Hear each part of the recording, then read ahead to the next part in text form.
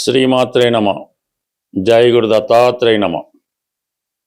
September 2వ తారీఖు నుంచి నవంబర్ 5వ తారీఖు మధ్యలో శుక్రగ్రహం తన స్వక్షేత్రం మరియు మూల త్రికోణ రాశి అయినటువంటి తులారాశిలోకి ప్రవేశించడం జరుగుతుంది.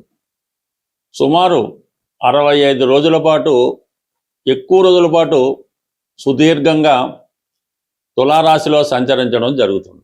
శుక్రుడు జాతకంలో గోచారంలో ఎంత బలంగా ఉంటే స్త్రీలకంత అనుకూలంగా, ఆకర్షణగా, ఆర్థికంగా అనుకూలంగా ఉంటుంది. ఎక్కువ శుభకార్యాలు జరుగుతూ ఉంటాయి. ఇది సినిమా పరిశ్రమ వారికి కూడా చాలా మంచి రోజులనే చెప్పచ్చు. అయితే ఇదే శుక్రుడు అక్టోబర్ 3వ తారీఖున, అంటే తులారాశిలో ఉంటూనే అక్టోబర్ 3వ తారీఖున వక్రగమనం పొందడం జరుగుతుంది. అది నవంబర్ 14 దాకా సుమారు 42 రోజుల పాటు ఈ వక్రగమనంలో ఈ శుక్రుడు మరింత బలవంతుడై ఉంటాడు. శుక్రుడు, గురువు మొదలగు శుభగ్రహాలు వక్రించినప్పుడు ఎక్కువ బలాన్ని కలిగి ఉంటాయి. మరి శుక్రుడు వక్రించినప్పుడు చాలా వరకు స్త్రీలు కానీ మగవాళ్ళు కానీ గతంలో దూరమైన వారు తిరిగి దగ్గర అవ్వడం జరుగుతూ ఉంటుంది.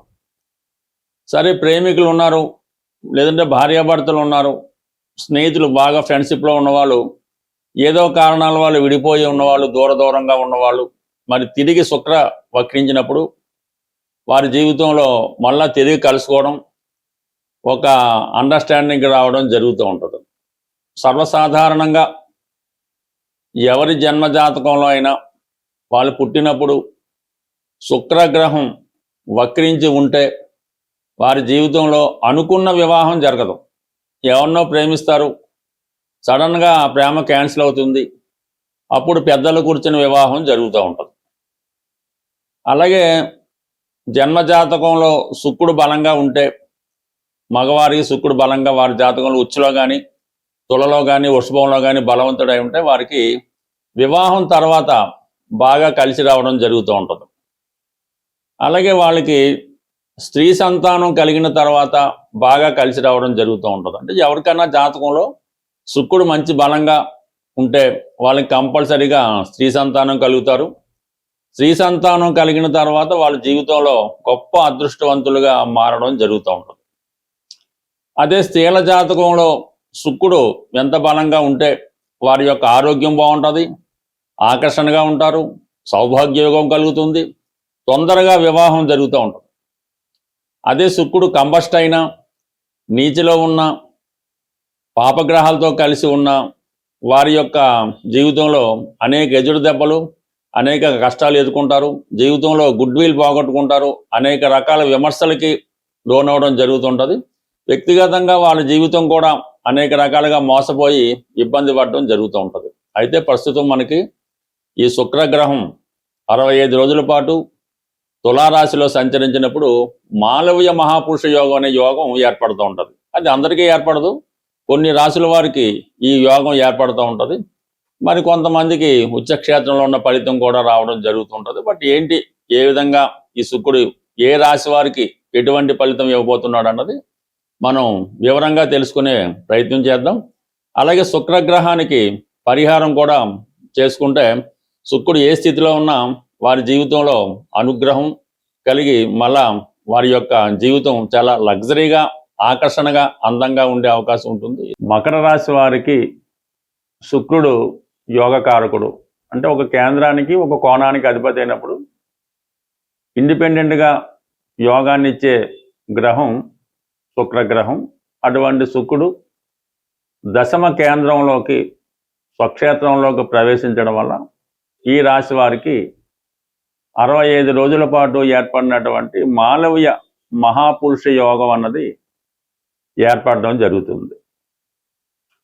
ఇది ప్రధానంగా ఈ రాశి వారికి శుక్రుడు సంబంధించినటువంటి కారకత్వాలు ఏవైతే ఉన్నాయో అవి అనుభవంలోకి రావడం జరుగుతుంది. ఒకటి, ప్రధానంగా వివాహపరంగా ఎదుర్కొన్నటువంటి సమస్యలు ఏదైనా సరే వివాహైన వారు కానీ కాని వారు కానీ వారికి వివాహపరంగా ఉన్నటువంటి అన్ని ఇబ్బందులు తొలగిపోతాయి. వాహన సౌఖ్యం కలుగుతుంది. మీరు ఏ వృత్తిలో ఉన్నా మీ గవర్నమెంట్ వారు వాహనం ఏర్పాటు చేయొచ్చు, మీ యాజమాన్యం ఏర్పాటు చేయొచ్చు, లేదంటే మీరు సొంతంగా కొత్త వాహనాన్ని కొనుక్కునే అవకాశం ఉన్నది. తర్వాత నూతన గృహయోగం, ఏదైనా ఒక సొంత గృహంలో ఉండాలని మీ కోరిక ఆశయం ఈ సమయంలో నెరవేరే అవకాశం. ఇది కామన్గా జరిగే కారకత్వాలు. ఇంకా పంచమ స్థానాధిపతిగా దశమ స్థానంలోకి రావడం వల్ల వృత్తిలో చేంజ్ అనేది రాబోతుంది. వృత్తిలో మార్పు సడన్గా మీరు ఏదైనా బ్యాంకింగ్ నుంచి, ఫైనాన్స్ నుంచి, సాఫ్ట్వేర్ నుంచి అలాగా ఒక దాంట్లో ఒకదానికి మారే అవకాశం ఉన్నది. ఎక్కువగా బ్యాంకింగ్ రంగంలో ఉన్న వాళ్ళకి వాళ్ళ ప్రొఫెషన్ మారే అవకాశం ఉంది. సినిమా రంగంలో ఉన్న వాళ్ళకి కూడా, ఎందుకంటే మకర రాశికి కూడా దశమాధిపతి శుక్రుడు అవడం వల్ల వీళ్ళు ఎక్కువగా సినిమా రంగంలో చిన్న స్థాయిలో ప్రవేశిస్తారన్నమాట. ఏదో ఆఫీస్ బాయ్ లాగానో కెమెరా అసిస్టెంట్ గానో ప్రవేశించి చాలా అంచెలంచెలుగా వెదుగుతూ టాప్ స్థాయికి రావడం జరుగుతూ ఉంటుంది. ఎక్కువగా విలన్గా ప్రవేశించి హీరో అయిన వాళ్ళంతా కూడా ఈ మకర రాశి, మకర లగ్నాన్ని కలిగి ఉంటారు. మరి శుక్రుడు దశమాధిపతిగా వీళ్ళకి మంచి యోగాన్ని ఇవ్వడం జరుగుతుంది. ఇప్పుడు ఎవరైతే స్త్రీలు కానీ పురుషులు కానీ సినిమా రంగంలో ప్రవేశిద్దాం అనుకుంటున్నారో వాళ్ళు మీ ప్రయత్నం ద్వారా సినిమా ఛాన్స్ వచ్చే అవకాశం ఉంది. అలాగే ఇప్పుడు ఉన్నటువంటి సోషల్ మీడియా, టీవీ, యూట్యూబ్ లాంటి వాటిలో చాలా పాపులర్ అయ్యే అవకాశం ఉన్నది. ఇది నెంబర్ 1గా ఇప్పుడు మీకు రాబోయే రోజుల్లో జరిగే అవకాశం ఉంది. అయితే ప్రధానంగా మీకు అక్టోబర్ 3 నుంచి నవంబర్ 14 మధ్యలో ఇదే రాశిలో శుక్రుడు వక్రగమనం పొందడం జరుగుతుంది. ఈ సమయంలో ఉద్యోగపరంగా కొన్ని ఇబ్బందులు ఎదుర్కొనే అవకాశం ఉంది. అంటే బెటర్గానే జరుగుతూ ఉంటుంది. సడన్గా ఆ టైంలో అంటే ఈ అక్టోబర్ 3 కొత్త ఉద్యోగం రావడం, ఎప్పుడో ప్రయత్నం చేసింది ఇప్పుడు రావడం, లేదంటే కొన్ని ఆల్రెడీ ఏదో సినిమాకి అగ్రిమెంట్ ఇచ్చుంటారు, ఇప్పుడు సడన్గా పెద్ద అవకాశం కొత్తది రావడం జరుగుతూ ఉంటుంది. ఏం చేయాలో అర్థం. అలాగే మీరు వివాహ ప్రయత్నంలో పెళ్లి సంబంధం చూసే మాటలు జరుగుతున్నాయి. ఇంకా ముహూర్తాలు పెట్టుకునే సమయంలో ఇంకొక కొత్త పెళ్లి సంబంధం అనేది సడన్గా రావడం జరుగుతుంది. అది చాలా అన్ని విధాలుగా బాగుంటుంది. ఏం చేయాలో అర్థం అవ్వదు. ఇటువంటి సంకట స్థితి మీకు అక్టోబర్ 3 నుంచి నవంబర్ 14 వరకు ఉండే అవకాశం ఉంది. బట్ ఏదైనా ప్రేమ వ్యవహారంలో ఉండి పెళ్లి కొరకు ఎదురు చూస్తున్నటువంటి ప్రేమికులకి కొద్దిగా డిసప్పాయింట్మెంట్ ఆ శుక్రుడు వక్రించే సమయంలో వచ్చే అవకాశం. సడన్గా ఒకరు డ్రాప్ అయిపోవడం, వేరే కొత్త పెళ్లి సంబంధం చూసుకుని పెళ్లి చేసుకోవడం, ఒకరు జీవితాంతం బాధపడుతుంటారు, ఒకరు ఇమీడియట్గా పెళ్లి చేసుకొని సుఖపడడం జరుగుతూ ఉంటుంది. బట్ ఇది కామన్గా వాళ్ళు మిగతా జాతకం బట్టి ఆధారపడి ఉంటుంది. బట్ ఏదైనా ఎవరి జన్మ జాతకంలో అయినా శుక్రగ్రహం వక్రించి ఉంటే వాళ్ళు ప్రేమ సక్సెస్ అవ్వదు. అంటే మీరు అనుకున్న పెళ్లి జరగదు, వేరే వివాహం సడన్గా జరిగే అవకాశం ఉంటుంది.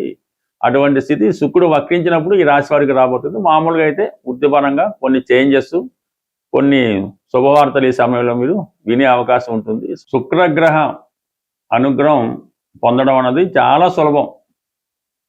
మీరు జీవితంలో సంతోషాన్ని, ఆనందాన్ని పొందుతూనే శుక్రగ్రహ అనుగ్రహం కూడా పొందవచ్చు. అంటే శుక్రగ్రహ అనుగ్రహం ఉంటేనే ఇవన్నీ పొందుతూ ఉంటారు.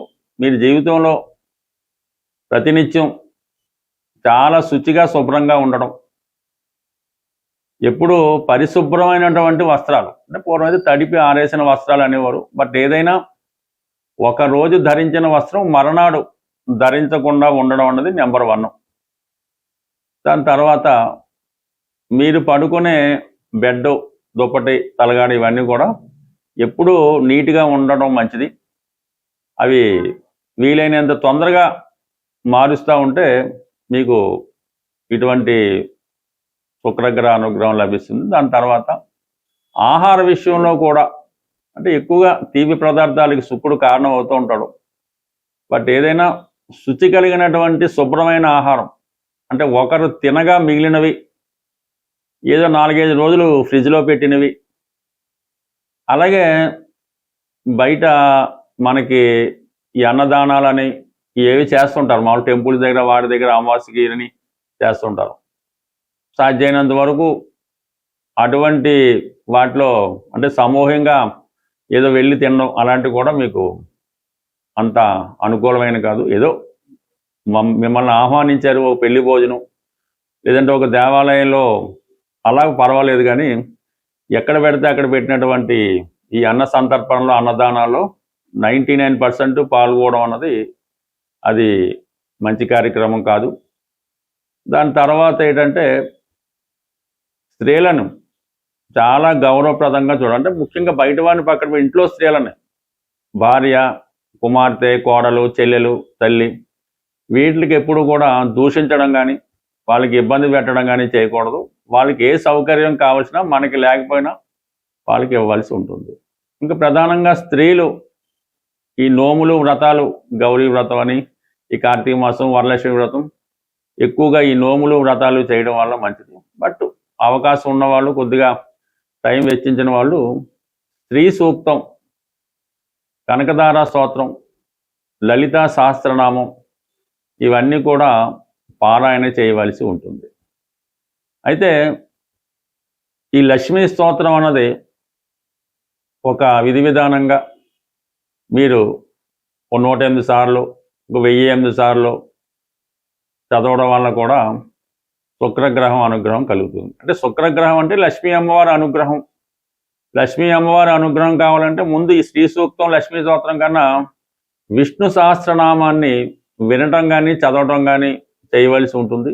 మరి ఈ కారణం వల్ల మీరు ఈ మార్గంలో ఉన్నవాళ్ళు ఈ విధంగా పారాయణల వల్ల, ధర్మ మార్గంలో ఉన్నవాళ్ళు ఇలాగా స్త్రీలను గౌరవించడం, అవసరమైన వాళ్ళకి కొంతవరకు ఈ వస్త్రాలు అంటే వివాహం జరుగుతున్నప్పుడు ఇలాంటి వాటికి పెళ్లి కూతురికి బహుమతిగా ఇవ్వడం, ఇది కూడా వివాహం కాని స్త్రీలు ఎవరైనా ఉంటే వాళ్ళ తల్లిదండ్రులు ఎవరైనా కొద్దిగా ఆర్థికంగా లేని వాళ్ళకి పెళ్లి జరుగుతున్నప్పుడు తాళిబొట్టు, పట్టుచీర, కొన్ని పసుపు కుంకాలు, గాజులు ఆ అమ్మాయికి బహుమతిగా ఇవ్వడం వివాహం కాని వాళ్ళకి తొందరగా వివాహం జరిగే అవకాశం ఉంది. ఇక ప్రధానంగా జీవితంలో బాగా అబ్జర్వ్ చేయందంటే శుక్రవారం రోజు ఎట్టి పరిస్థితుల్లో కూడా ధనాన్ని బయటికి పంపించకూడదు. అంటే ఏదైనా డబ్బులు ఇచ్చి కొనటం కానీ, రెంట్ చెల్లించడం కానీ, ఫీజులు కానీ, ఇంటి అద్దెలు కానీ ఏ విధంగా కూడా మీ దగ్గర మీ అకౌంట్లోంచి ఒక్క రూపాయి కూడా, ఒక నయా పైసా కూడా బయటికి వెళ్లకుండా జాగ్రత్త పడవలసి ఉంటుంది. ఇందులో మనకి ఈ ఫోన్పేని, గూగుల్ పే కూడా వర్తించవు. ఏదైనా మీ అకౌంట్లో, మీ బీరువాలో, మీ జేబులో ఉన్న డబ్బు శుక్రవారం అంతా మీ దగ్గరే ఉండాలి. దానివల్ల కూడా మీకు 99% ఆర్థిక అభివృద్ధి కలిగి శుక్రగ్రహ అనుగ్రహం కలిగే అవకాశం ఉంటుంది. స్వస్తి.